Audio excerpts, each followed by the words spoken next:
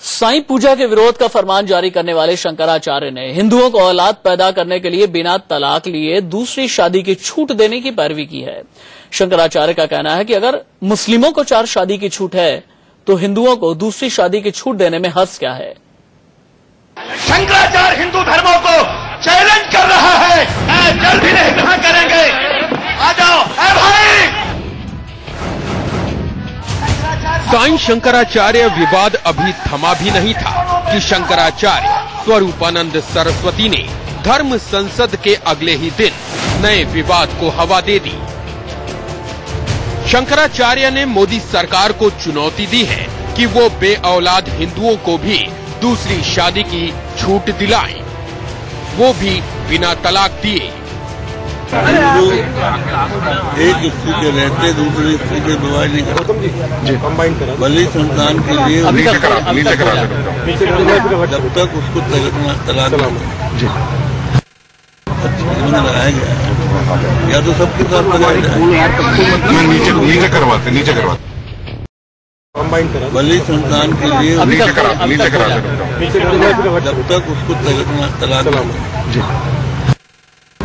लगाया गया या तो सबके साथ लगाया जाए, नीचे करवाते।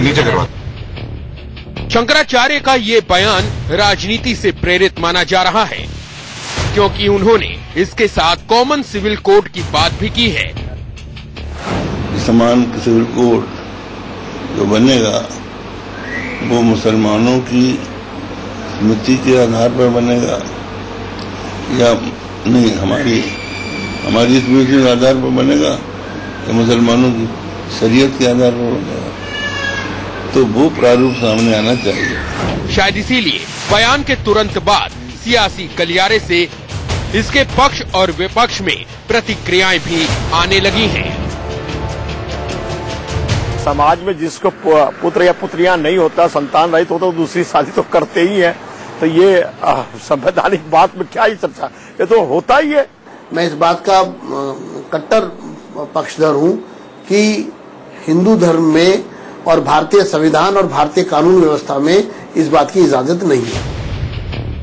हिंदू मैरिज एक्ट 1955 के नियम बताते हैं कि किसी को भी उस सूरत में तलाक मिल सकता है जब ये साबित हो जाए कि उसका पति या पत्नी ऐसे मनोविकार से पीड़ित है जिसकी वजह से वो बच्चे पैदा करने के लिए अयोग्य है।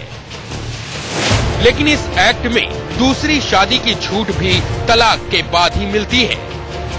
ऐसे में शंकराचार्य का इशारा साफ तौर पर मुस्लिम पर्सनल लॉ बोर्ड की तरफ है, जहां बेऔलादों को दूसरी शादी के लिए तलाक की कानूनी प्रक्रिया से नहीं गुजरना होता है।